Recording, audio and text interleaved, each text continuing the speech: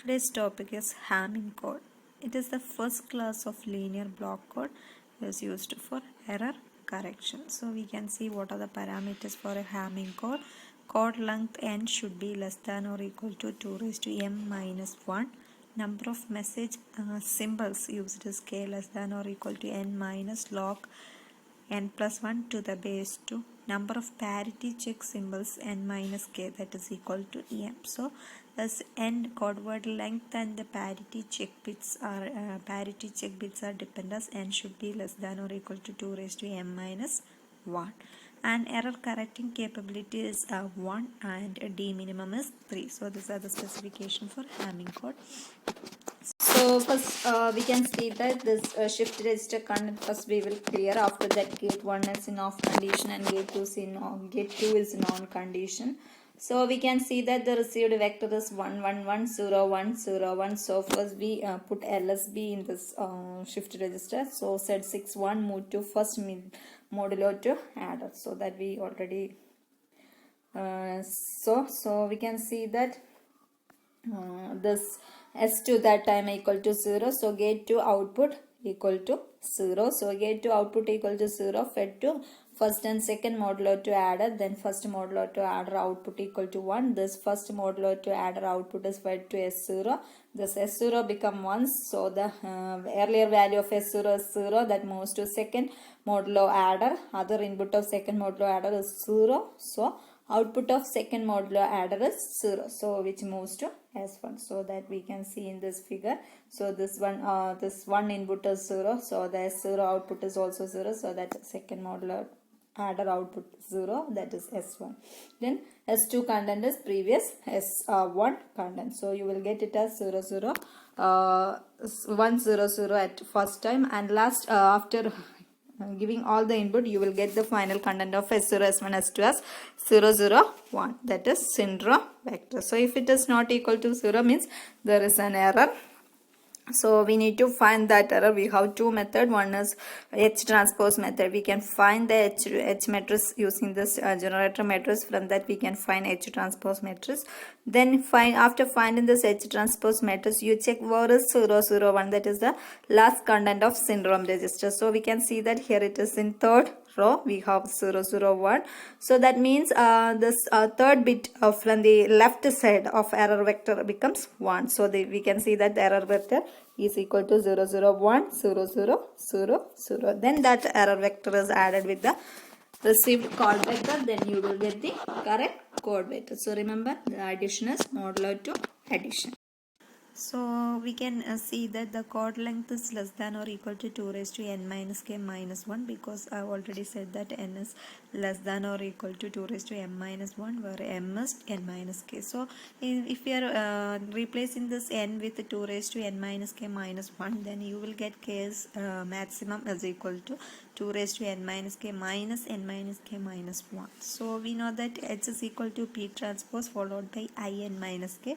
Then H transpose become P column matrix P followed by I n minus k. Then we have 2 raised to n minus k minus 1, that should be greater than or equal to n, or 2 raised to minus k we can write as greater than or equal to n plus 1, or n minus k we can write that greater than or equal to log to n plus 1, or you will get k less than or equal to n minus log to n plus 1. That's we already said, k less than or equal to n minus log to n plus 1.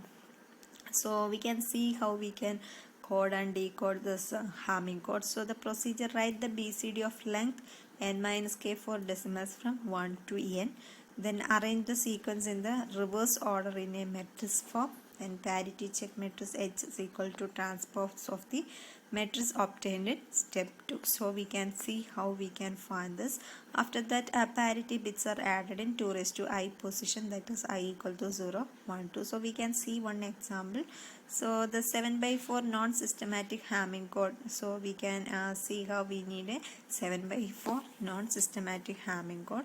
So we can write this n minus k equal to 3. That means BCD of length is equal to 3. So we need to write codes from 1 to 7. So So BCD 1 is 0 0 1, 2 is 0 1 0, 3 is 0 1 1, and 4 BCD is 1 0 0, then 1 0 1, 1 1 0, 1 1 1. So that is a BCD of length 3 for this numerals 1 to 7. So that's our write the BCD of length for decimals from 1 to n. Then arrange the sequence in the reverse order in a matrix form. Then we need to arrange them in reverse order. So you will get one first row as 1 0 0, second row 0 1 0, third row 1 1 0, fourth row 0 0 1, next 1 0 1, next 0 1 1, then triple 1. So that is H transpose. So that is the H transpose. Then if you are finding again the transpose, you will get this H. So you will get it as first row as 1 0 1 0 1 0 1, next 0 1 1 0 0 1 1, last row is 0 0 0 1 1 1 1. So that is H. So this way we can find the parity check matrix for a Hamming code. Then parity bits are added in 2 raised to I position where I equal to 0 1 2. So we can see that if I equal to 0, then 2 raised to 0, that means first position, then I equal to 1 means second position, and I equal to 2 means 2 raised to 2, that means fourth position. So we have total of 3 parity bits are required since n minus k equal to 3. So we can see how we can add this parity bit. So code is in the form C is equal to P1 P2 M1 and P3 M2 M3 M4. So that is a form of this. We can see that the parity bits in first position, second position, and fourth position only. So the remaining positions in code word is its message. So we can write first position is parity bit, second position is parity bit, so the third position is message bit, then fourth position only the another parity bit, then M2 M3 M4. So this is the code. So we can write this as parity bits can be found out by using C into H transpose equal to 0. So we can write C as P1 P2 M1 P3 M2 M3 M4, and H transpose we already found, then that is equal to 0 means you will get P1 plus M1 plus M2 plus M4 equal to 0. P1 is equal to M1 plus M2 plus M4, and P2 is you will get P2 plus M1 plus M3 plus M4 equal to 0. That means P2 is M1 plus M3 plus M4, and P3 plus M2 plus M3 plus M4 equal to 0 means P3 is M2 plus M3 plus M4. So in this way we will get this parity bit. Then you can write the message bit. So here message bit 7 by 4 code, that means k equal to 4. So we have 0 to 15 as the combination. Then you can find what is the code vector, that is P1 P2 M1 P3 M2 M3 M4. So this is the code vector. So next this way we can encode any message. This way we can find H matrix as well as parity matrix. Next we can find how we can decode this Hamming code. So that H is unique and hence the codes are also unique. So we can see that error pattern, 1 bit error pattern. We can see that first E1 E2 E3 E4 E5 E6 E7 represent the 1 bit error. So the corresponding syndrome we can write from this H transpose matrix as 1 0 0 0 1 0 1 1 0 0 0 1 1 0 1 0 1 1, and final is we can write for no error means 1 1 1.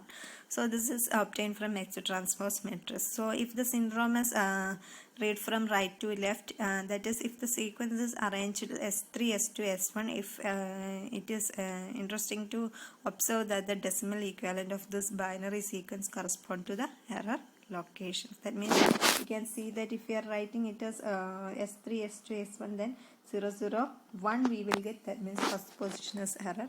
If it is write as 0 1 0, then we will get second position, and if it is S3 first then S2 then S1 means 0 1 1, that means third position will be the error, and then fourth position will be the error, fifth position will be the error, sixth position will be the error. This way we can find this error position. So if if the code vector 1 0 1 1 0 1 0 is received as 1 0 1 0 0 1 0, the corresponding syndrome is 0 0 1, which is exactly same as fourth column of H matrix, and also the sequence 1 0 0 correspond to decimal 4. So this way we can easily identify the error. That means if we are write this in S3 S2 S1 format, then that that value itself represents the error vector, error matrix or error vector. So this way we can easily identify the error. So Hamming was a single error correcting binary perfect cause, since Hamming bound satisfy with equality sign when t is equal to 1. So it's a single bit error correcting code. So that's a Hamming code.